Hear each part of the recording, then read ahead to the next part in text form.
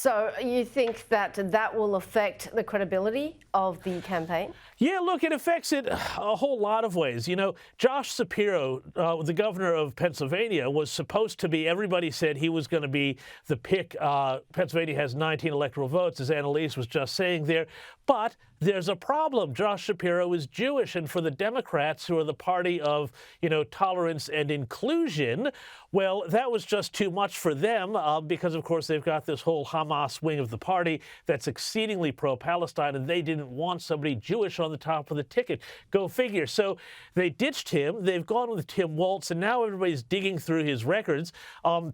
This is a guy who, during the pandemic, let BLM rioters torch his city, his biggest city in his state, while also setting up a drop-in line so that people could, call in violations of their neighbors during lockdown. He's very, very, very pro the whole transgender movement and that whole thing. He even passed legislation and proudly signed legislation forcing schools to put tampon dispensers in boys' bathrooms. So figure that one out. He's got a lot of very strange links to China, including going to China on his honeymoon during the anniversary of the Tiananmen Square massacre.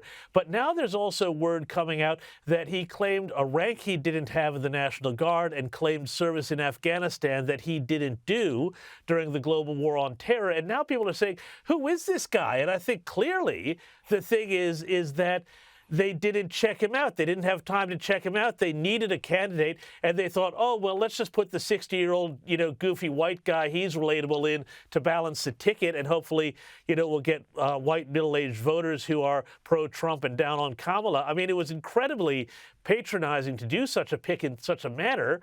And now, of course, they've got a huge number of problems that they've got to answer about this guy. But of course, you don't even need to do much digging to scrutinize Trump in not even a comparable way.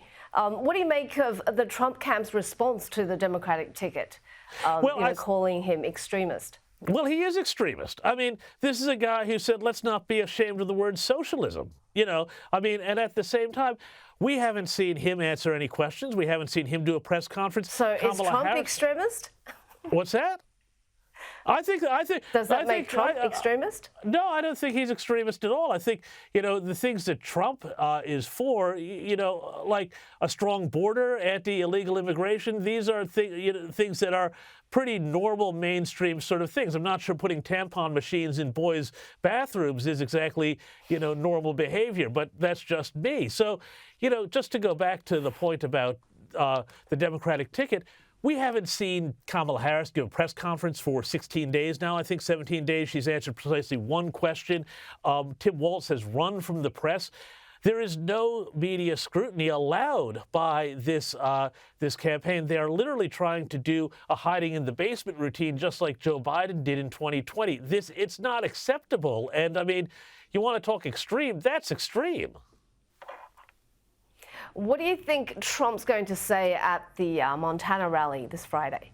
Well, I think we're going to hear a lot of the same stuff that we always hear from him. You're going to hear his standard lines, but I think you're going to see a big line of attack on Tim Walz, who presents just a huge target for the Republicans. This guy is, he was a dud as governor. Tomorrow night on the U.S. Report, we're going to have people from Minnesota who lived through his governorship talk about how crime went up, school results went down, and people started fleeing the state under his leadership because it was so bad. This is a guy who's up for vice president. He's going to hit all of those themes. And, again, where are these people? Kamala Harris hasn't answered any questions, hasn't done a tough interview since becoming the nominee.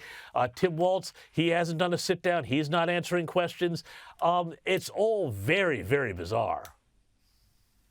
Okay, we'll watch it. Thanks a lot for that, James Morrow, Thank you. Host of the U.S. Report.